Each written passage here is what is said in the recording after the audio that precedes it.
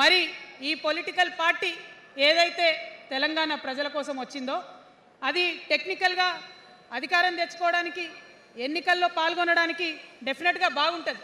కానీ దానికి ఒక ఆత్మ ఉండాలి, దానికి ఒక నేపథ్యం ఉండాలి. ఇవాళ బీఆర్ఎస్తో అదే కదా ప్రాబ్లం. టెక్నికల్గా బాగున్నారు, ఎలక్షన్ పోతున్నారు, సీట్లు గెలుస్తున్నారు, కానీ తెలంగాణ ఆత్మను కోల్పోయింది. కాబట్టే ఇవాళ తెలంగాణ రాష్ట్ర సేన వచ్చింది. నేను తెలంగాణ ప్రజలందరికీ చేతులు జోడించి నమస్కరించి ఒక మాట చెప్తున్నా, హార్ట్ఫుల్గా చెప్తున్నా, నా హృదయాంతరాల నుంచి ఒక మాట చెప్తా ఉన్నా. నేను తెలంగాణలో ఉన్న 3.5 కోట్ల మంది తెలంగాణ బిడ్డలందరికీ ఒక అమ్మగా పరిణితి చెందాలనుకుంటున్నా.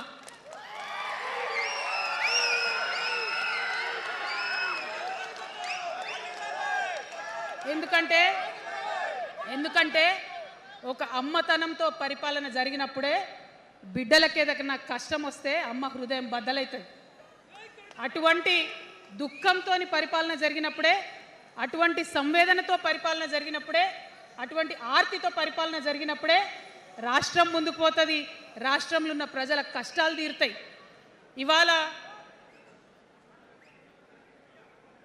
ఎన్నిసార్లు ఎన్ని రకాలుగా ఆలోచన చేసినా మన తెలంగాణ రాష్ట్రంలో అనేక రోజుల నుంచి, అనేక సంవత్సరాల నుంచి ఒక భూస్వామ్య వ్యవస్థ నడిచింది. మనకు తెలుసు, అనేక రకాల పోరాటాలు వచ్చినాయి.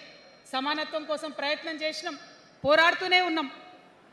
అది రైతాంగ సాయుధ పోరాటం కావచ్చు, ముల్కీ ఉద్యమం 1952 కావచ్చు, 1969లో తెలంగాణ ఉద్యమం కావచ్చు, తర్వాత వచ్చినటువంటి నక్సలైట్ ఉద్యమం కావచ్చు, అనేక సామాజిక ఉద్యమాలు, ఎందరో మంది మహానుభావులు, ప్రొఫెసర్ జయశంకర్ గారి దగ్గర నుంచి మొదలు పెడితే చాకల ఐలమ్మ గారు, దొడ్డి కొమరయ్య గారు, ఆరుట్ల కమలాదేవి గారు, రావి నారాయణ రెడ్డి గారు, సురవరం ప్రతాప్ రెడ్డి గారు, దాశరథి గారు, కాళోజీ గారు, నక్సలైట్ ఉద్యమంలో గద్దరన్న గారు, గణపతి గారు, మారోజు వీరన్న గారు, సాంబశివుడు గారు, ఇట్లా అనేక మంది పోరాటం చేస్తే అంతో ఇంతో సమానత్వం ఇప్పుడు వచ్చింది.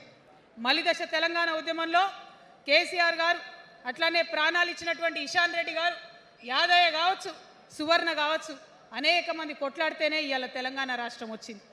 వీరికన్నా ముందు మరి మీ అందరికీ తెలుసు, సమ్మక్క సారలమ్మ దగ్గర నుంచి మన దగ్గర సామాజిక ఉద్యమాలు నడిచినాయి. కొమరం భీమ్ కావచ్చు, సమ్మక్క సారయ్య కావచ్చు, సారలమ్మ కావచ్చు, షోయబుల్లా ఖాన్ కావచ్చు, మగ్దూ మొయ్యుద్దీన్ కావచ్చు, ఇట్లా అనేక మంది కొట్లాడితే కొంచెం సమానత్వం వచ్చింది. కొండా లక్ష్మణ్ బాపూజీ గారిని తెలుసుకోవాలి, పండుగ సాయన్నని తెలుసుకోవాలి, సర్వాయి సర్దార్ పాపన్న గౌడ్ని తెలుసుకోవాలి. ఇట్లా అనేక మంది కొట్లాడింది.